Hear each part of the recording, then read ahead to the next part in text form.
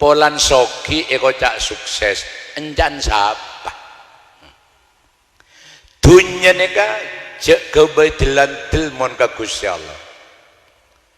mon pas orang apok compok yang kep sukses polan soki le serat melarare setoragi demah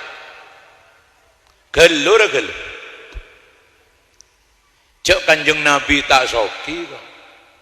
Kanjeng Nabi ini kedalemah okorna pak meter kalempak mon pasanan orang sukses aruma tangga polan soki berarti Kanjeng Nabi tareng gagal saya nggak jauh mau tahu jong orang akabin apok compok enyame sukses bene polan di pangkat di jabatan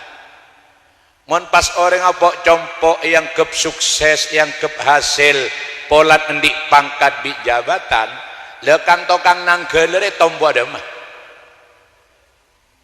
cek benyan sanang gele bisa jadi pangkat nggih napa nggih mangkan kelero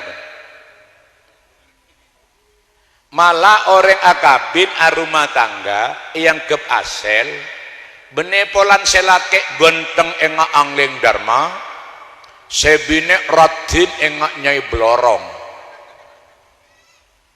mon pas orang apok compok yang kep asel polan selake genteng sebine radin le sebek jubare buang adem dicereng benyan si suba bisa genteng bisa radin kina bangki lah melan Allah ni ka adil ayo makin bikule pelorosah keng metoro tau sale bele ka orang monatanya orang aruma tangga seasel bene polan soki bene polan endik pangkat bene polan genteng ratin orang apok compok yang kehebat bi Allah mon bisa ngelahirakina potoh seatoro oca orang sepo hebat tina roma tabing bebe tek semen kena foto macam lepatan dari sepor yang hebat Roma tingkat 2 mobil di petok PC tomboan ya bang dari sokin mon mandi ngakui aing aqua mon araop ngakui sprite mon akela ngakui fanta becek le soki tapi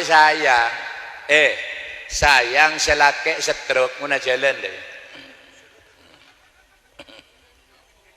selake stroke sebine endik penyakit jantung anapa gara-gara endi anak 2 mesakat kepi sesitung anan penyenon ngak wat-suat sesitung boleh anan ben mole malam mabuk orang sepo sendi Roma tingkat nga istana rasat engak neraka gara-gara anak saare semalam mepanas aten reng sepo arau pen pecaren kemuana orang sep tetimon sambian bi kule jujur